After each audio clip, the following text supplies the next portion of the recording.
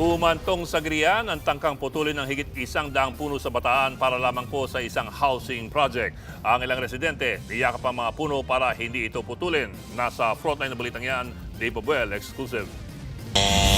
Sa mga eksklusibong video na nakuha ng News 5, makikita ang mainit na tensyon sa Barangay Pinulot sa Dinalupihan, Bataan habang isinasagawa ang pagputol ng mga puno para bigyang daan ang isang government housing project.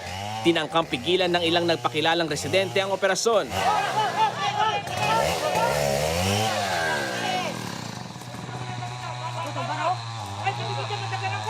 May nagsubok pang agawin ng chainsaw ng mga manggagawa, habang ang iba yumakap sa mga puno para hindi ito maputol. Utusan niya na yung mga anak niya. Ano yung nakayakap niya? Hindi makakat kasi nakayakap sila. Ayon sa mga pulis, may mga nambato umano sa kanilang tauhan at may ilang nakitang may dalang itak. Giit naman ng mga nagpoprotesta, tutol sila dahil sa umano'y land grabbing.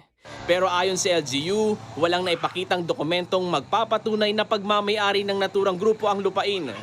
Dagdag pa ng pamahalang lokal, may permit mula sa DNR ang proyekto, kasama ang pagputol ng halos 130 puno. Kamakailan din, nag-viral ang video ng umano'y pangaharas sa isang DNR personnel na nag-inspeksyon sa lugar. Papicture na lang po ng ID, sir. Sasabihin ko na lang. Hindi po, papicture na lang po ng ID para wala na lang po tayong anuhan. Paliwanag ng DNR, inaga umano ang ID ng kanilang kawani, kaya ito binabawi sa video. Ngayon, pinag-aaralan na ng DNR at ng LGU kung magsasampa sila ng mga kaso laban sa ilang sangkot sa protesta.